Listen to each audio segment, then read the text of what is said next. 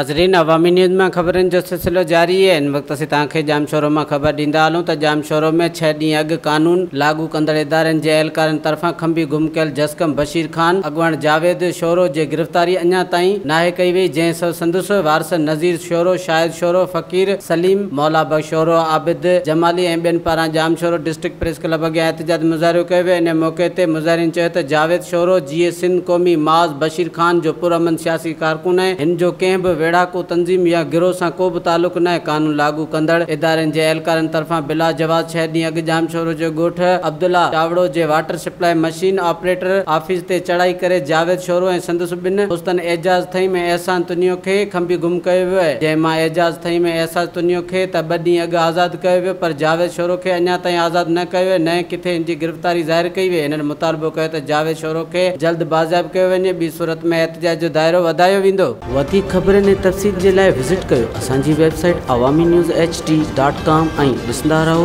Awami news HD।